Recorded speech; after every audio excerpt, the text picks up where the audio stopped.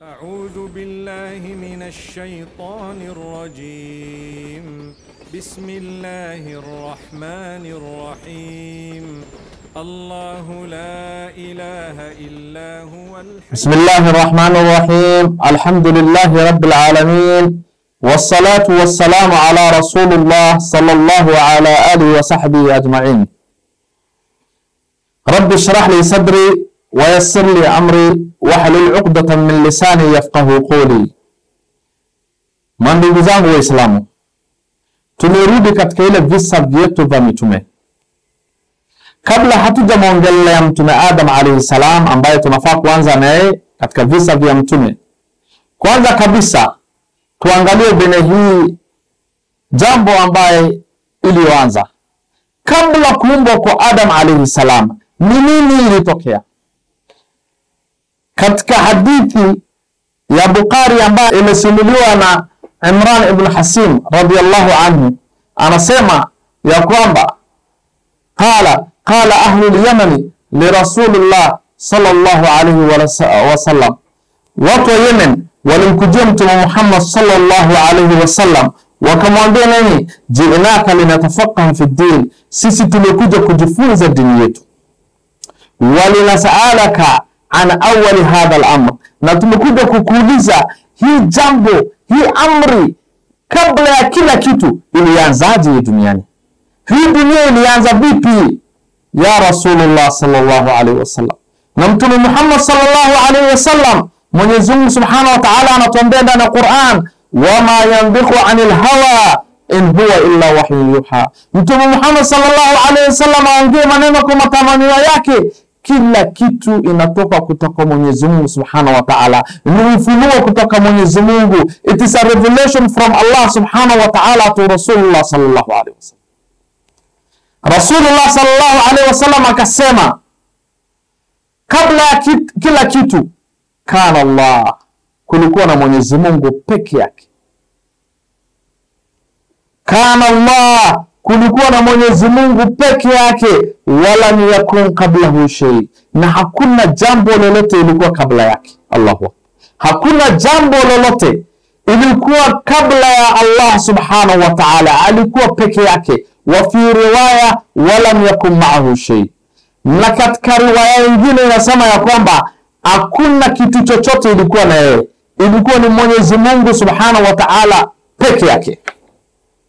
Baada ya hayo, Mtume Muhammad sallallahu alaihi wasallam anaambia watu wa Yemen, wa kana arshuhu ala alma, katika Mwenyezi Mungu Subhanahu wa Ta'ala, katika kiti chake cha enzi ya Mwenyezi Mungu Subhanahu wa Ta'ala ilikuwa juu ya maji.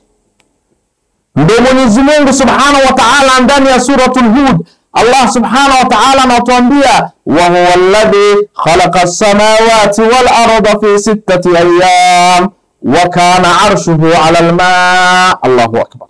Mwenyezi Mungu anasema ni Mwenyezi Mungu ndiye aliumba mbingu na ardhi kwa siku sita, na katika ile kiti chake cha enzi ilikuwa juu ya maji. Mtume Muhammad sallallahu alaihi wasallam anatuambia kiti cha Mwenyezi Mungu ilikuwa juu ya maji kabla ya kila kiti yote itengenezwe. Wakataba fi dhikri kulli shay, baada hiyo Mwenyezi Mungu akashaandika kila kitu ambayo itatokea baada ya hayo katika kitabu ya Lauhul Mahfudh. Katika kitabu ya Mwenyezi Mungu aliandika kila kitu. Ile kitu inaanzia wakati hiyo mpaka mwisho. Baada hiyo waqalaqa as-samawati wal ardh, Mwenyezi Mungu akakuja akaumba mbingu na ardhi. Je, imeanzaje? Mwenyezi Mungu kabla hakuandika kwa kitabu, Mwenyezi Mungu kitu cha kwanza ambaye aliumba ilikuwa ni nini? Inna awwala ma khalaqa Allah khalaqa al-qalam. Mwenyezi Mungu kitu wa kwanza aliumba ni kalamu. Allahu akbar. Mwenyezi Mungu jambo ya kwanza kabisa aliumba kalamu. Thumma qala lahu kutub, akaambia ile kalamu iandike.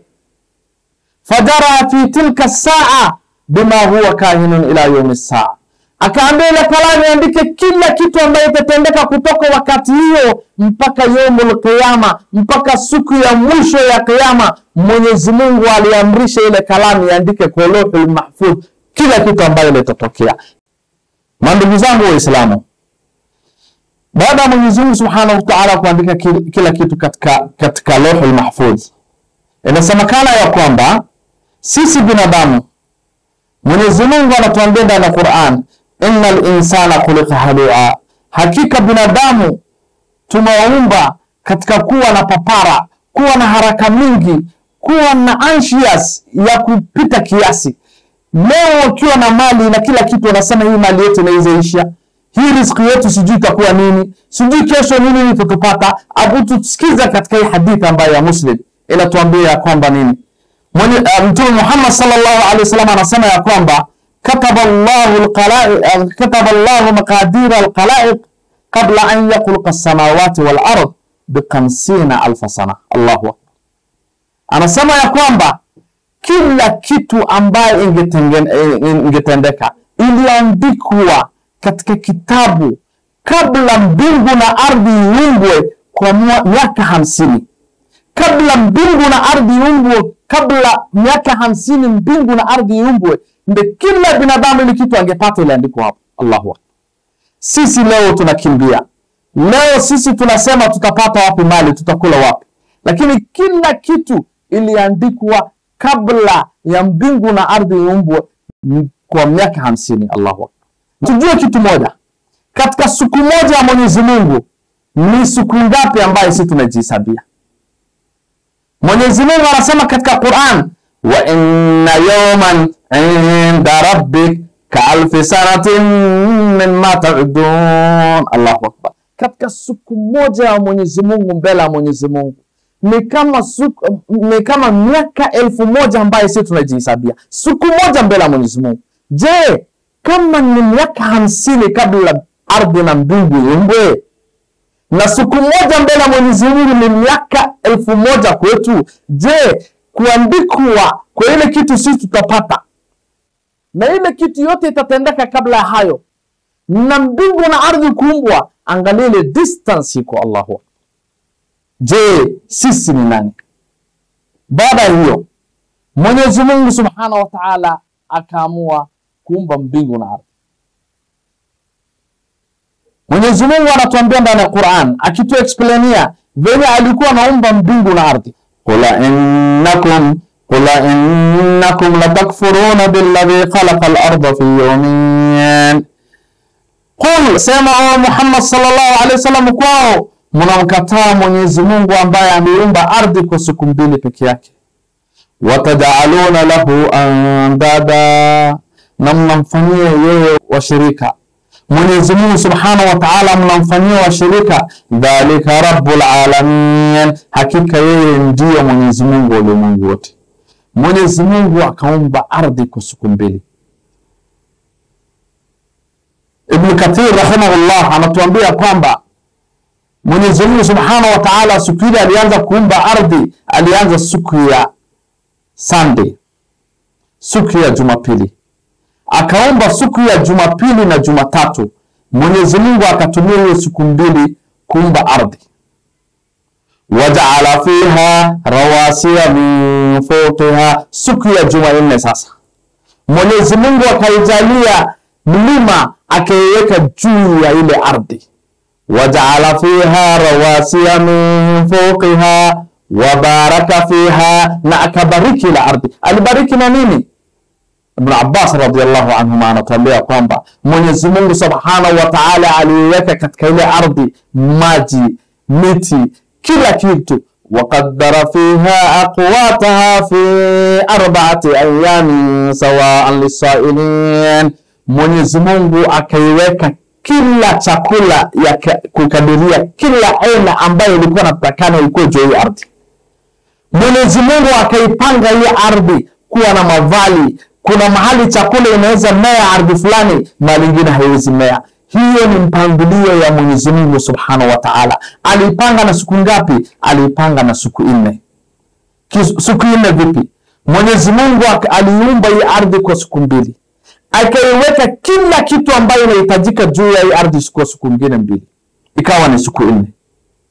Baada hiyo Mwenyezi Mungu Subhanahu wa Ta'ala anatuambia thumma stawa ila samai wa hiya dukan. Mwenyezi Mungu akaelekea huko samawati, ilikuwa inatoa moshi. Sasa ni nini ilikuwa inatoa moshi? Katika ile ardhi Mwenyezi Mungu alikuwa ameumba ile vumbi na ile moshi ilikuwa inatoka ikienda juu. Mwenyezi Mungu akaelekea juu, wa hiya dukan, ilikuwa inatoa ile moshi. Faqala laha walil ardi tiyadu an ukarha qalata atina da'iin. Mwenyezi Mungu anasema ya kwamba aliambia hiyo samawati wakuje yeye na ardhi, wote wawili kwa khiari na kwa nguvu. Mwenyezi Mungu aliambia mkuje kwa khiari ama mkuje kwa nguvu, yote mbili mkuje naye. Wakasema nini? Wote viwili wakiwa pamoja wakasema nini? Qalata atina da'iin. O Mwenyezi Mungu, tutakuja tukuwa tumetii amri, tutakuja tukuwa tumetii kila kitu ambayo utatuambia tutafanya. Ibn Abbas radhiyallahu anhu anasema ya kwamba Mwenyezi Mungu Subhanahu wa Ta'ala alikuwa anaamrisha kila kitu ambayo nitaweka juu yenu mnafaa kukubali. Alikuwa anaambia ardhi na samawati hivyo. Wakasema ya Allah, tuko tayari kujipa na tuko tayari kuchukua amri yako. Ndio Mwenyezi Mungu Subhanahu wa Ta'ala anatuambia faqadahunna sab'a samawatin fi yawmayn. Mwenyezi Mungu sasa akazifanya mbingu 7 kwa siku 2 peke yake. Allahu Akbar. Mbingu 7 kwa matabaka yanafuatana. Mwenyezi Mungu kashatengeneza, kashaumba hiyo mbingu kwa siku 2 peke yake. في يوم وأوحى في كل سماء أمرها. Mwenyezi Mungu akasema nini? Tukazipangie kila samawati mambo yake, tukaziweke kila samawati 7, kila samawati tukazipangia mambo yake. Allahu Akbar. وَأَوْحَى فِي كُلِّ سَمَاءٍ أَمْرَهَا وَزَيَّنَّا السَّمَاءَ الدُّنْيَا بِمَصَابِيحَ وَحِفْظًا. Mwenyezi Mungu akasema katika ile samawati ya duniani tukazipamba na mataa na hifadhi, kitu ambaye ina ulinzi, ambaye Mwenyezi Mungu anailinda kutoka shetani. Kila kitu ambaye anataka kudhuru hiyo Mwenyezi Mungu kashaweka ulinzi yake. Sisi kama binadamu tunaiona samawati, tunaangalia juu, tunaona hiyo mataa, those stars, hiyo star ambayo iko kwa samawati, kila wakati tunaangalia ni kama tunaona. Unajua ile samawati, ile star ambayo ni karibu, ile shooting star, ile star ya risasi ambayo ikitupwa si tunaanza kusoma dua, unakuta inaweza kuwa hiyo star ile tupwa 4.5 light years ago. 4.5 light years. We know how light travel very fast.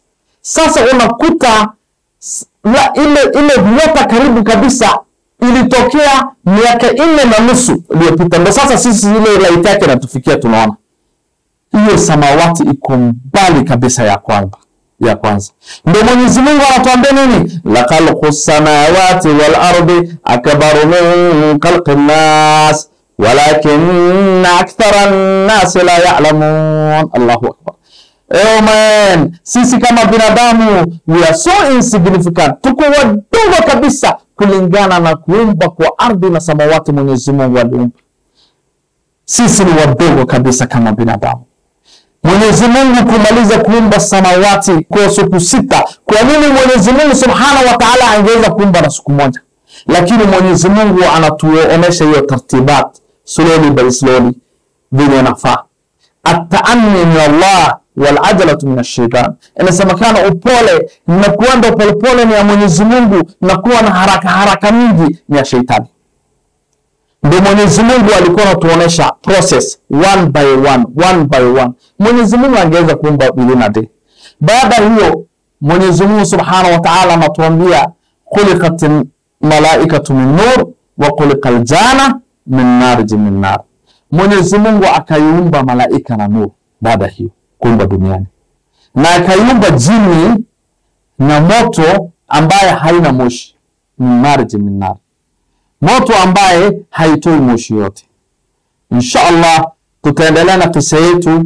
Wa sallallahu wa sallam wa barak ala nabina Muhammad سبحان الله وبحمده سبحانك اللهم ربك وبحمدك أشهد أن لا إله إلا أنت نستغفرك ونتوب إليك. أستغفر الله أستغفر الله أستغفر الله أستغفر الله.